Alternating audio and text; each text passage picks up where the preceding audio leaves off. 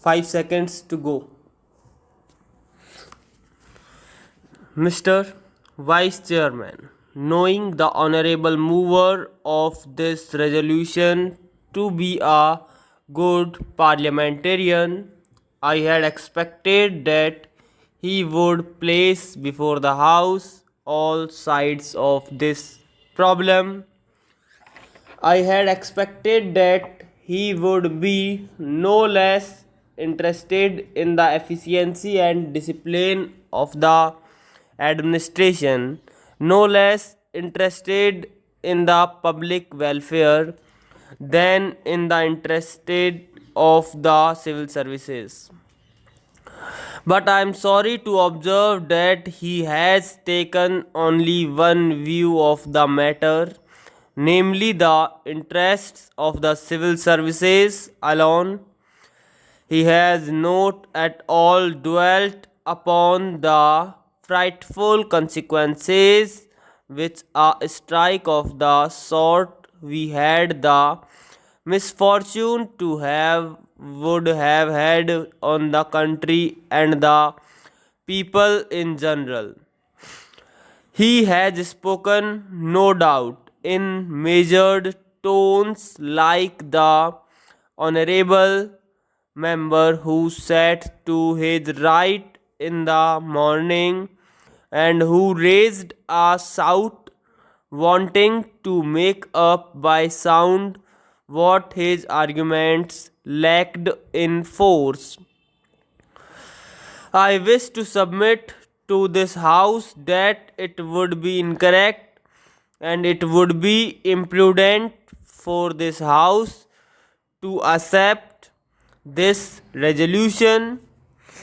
It would be incorrect because by accepting this resolution, we would be laying down something bad in principle, and we would also be accepting a policy which would be suicidal and which would cut at the roots of discipline in the services.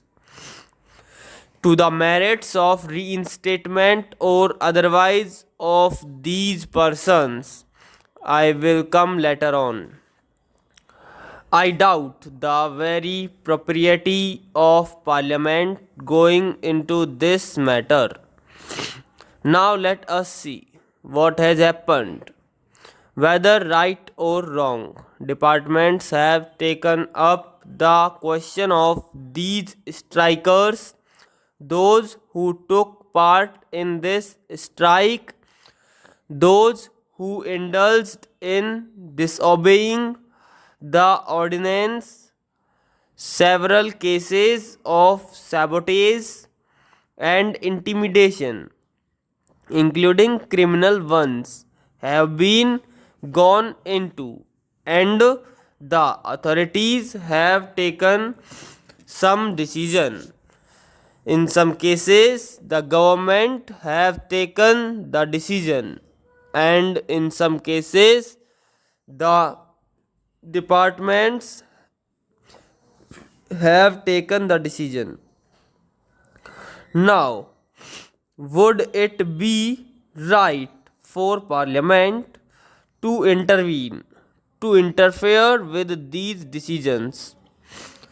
Suppose we do that. Suppose Parliament interfered with the decisions taken by the government or by the heads of the department tomorrow. With what face and with what authority can the head of a department extract service from his subordinates? This is the question which the honorable mover must see, and also the other honorable members who have spoken in support of the resolution.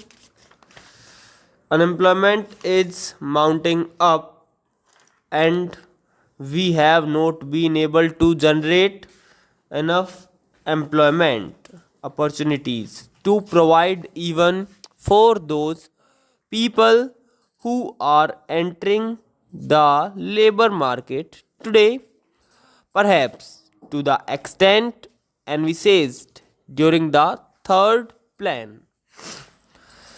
The point that I want to make is that it is not quite justifiable to take only one aspect of the third plan period, namely the exigencies of capital mobilization, out of the context of the general economic situation in the country.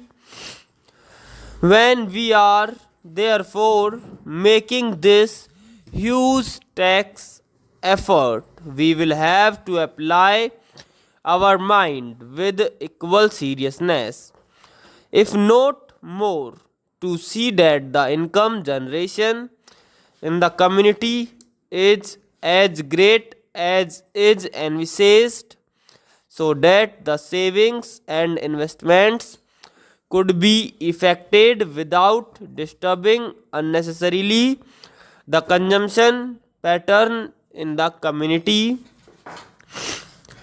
Whenever there is any tax on corporations, this cry is raised, and this cry is always belied by that the industrialists themselves have claimed to be the sensitive barometer to find out the climate for capital formation.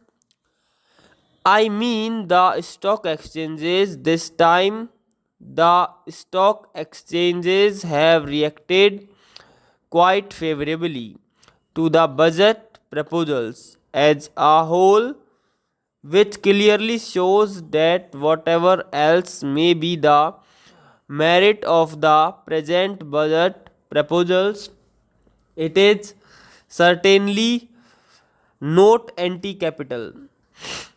Last year, also, the stock markets boomed up after the taxation proposals were announced. This time, though, they were a little hesitant.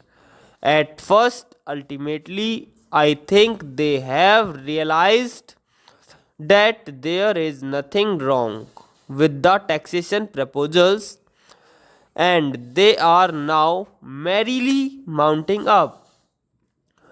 This is quite natural because there are so many benefits and advantages in our economy today.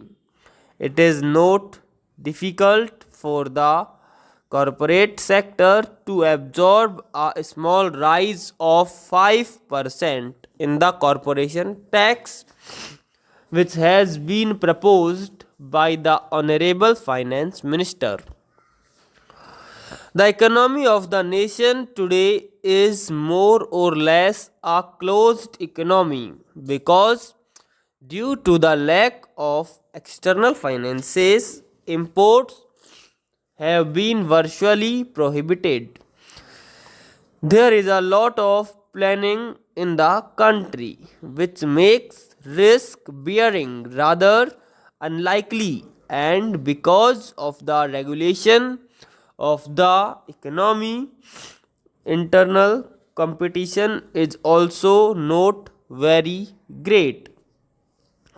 The risk bearing capacity, which is claimed by the industrialists, really forgetting large profits and large yields on their investment, is almost non existent in our economy today.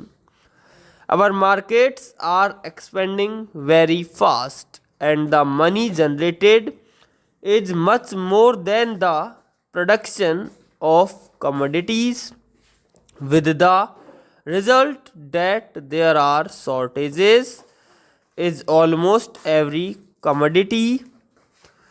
It should not be difficult for the industrialists to absorb the small rise of 5% in the corporate tax.